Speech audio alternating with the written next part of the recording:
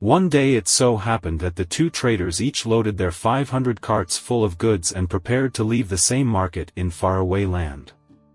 The ambitious trader thought, there will be many advantages if I reach the market first. I'll get the road which is not yet cut up. My oxen will have enough grass. My men will get enough fruits and herbs for curries. The water will be undisturbed and clean. Best of all, I will be able to fix my own price for my goods since there are no such goods in the market, and can earn super profits. So he went to Bodhisattva the merchant and said, "Look, the two of us can't trade together, would you rather allow me to go first?" The Bodhisattva, being righteous, was pleased to hear this because he saw many benefits in following after. He thought, those carts going first will level the roads where they are uneven and rough. I'll be able to travel along the road they have already smoothed. His oxen will gaze off the matured and rough grass, and by the time my carts reach there will be more tender and sweet grass springing up for my oxen. My men will find fresh sweet herbs for curry where the old ones have been picked. If carefully observant, my men can see what to eat and what not. Where there is no water, the first caravan will have to dig to supply themselves and we will be able to use the same wells. Haggling over the prices is tiring work. He will do the work, and I will be able to trade my goods at price he has already fixed, and even showing my quality goods I can earn good profits. So he said to the ambitious trader, "Very well my friend, please go first."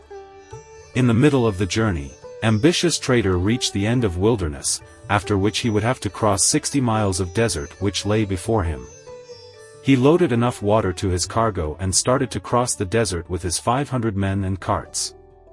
In the middle of the desert, the yakas who haunted that wilderness had been watching the caravan.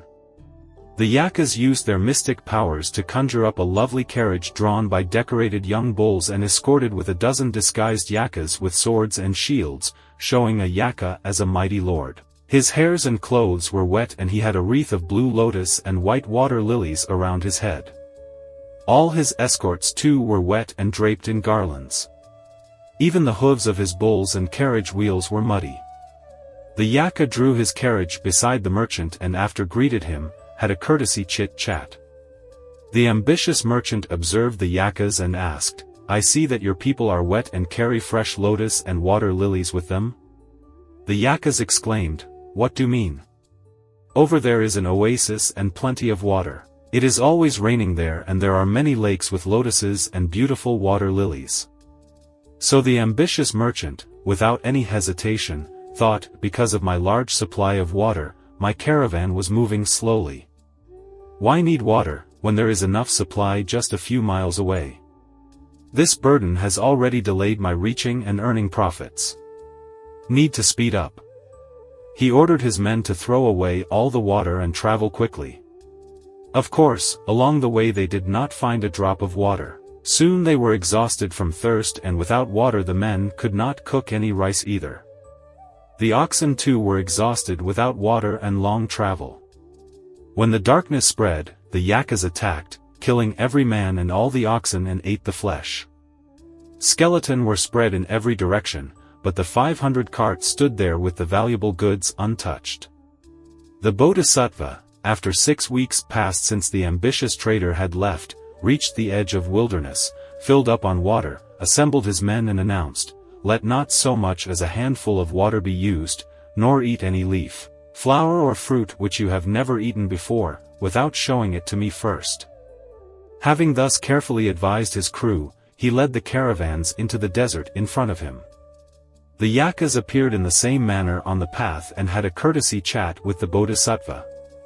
The wise trader he was, he too observed something fishy about their behavior and thought, "I know there is no water in this desert," and was not convinced by the advice of the yakas. As soon as the yakas had left, the crew of the Bodhisattva approached him and said, "Sir, these men were wet and wearing fresh lotus and water lilies. They told us that up ahead there was enough water and it was always raining. Why don't we throw away our water and lighten the carts so we can proceed faster?" Listening to his men, Bodhisattva ordered them to halt and questioned them as follows. "Has any man among you ever heard that there was a lake or a pool in this desert? No, sir, they answered. We have been told there is rain just ahead. How far does rain wind carry? A mile or two, sir. Has any one of you seen the top of even a single stormy cloud? No, sir. How far off can you see a flash of lightning? 6 to 7 miles, sir. How far off can one hear a peal of thunder? 3 or 4 miles, sir. Has any of you have heard a peal of thunder? No, sir. Then the bodhisattva explained to the men that the strangers were not humans but yakas. They were waiting for us to throw away water and become weak and exhausted to destroy us. By night, he ordered his men to arrange his carts in a fortified circle and take care of the oxen and themselves. He kept his strong men on guard with arms all through the night. At sunrise, he saw the other merchant cargo remain untouched. He replaced his own weak carts with the stronger ones and exchanged his own common goods with more valuable goods. The bodhisattva reached the market without losing any of his men or cargo but with enhanced value of goods.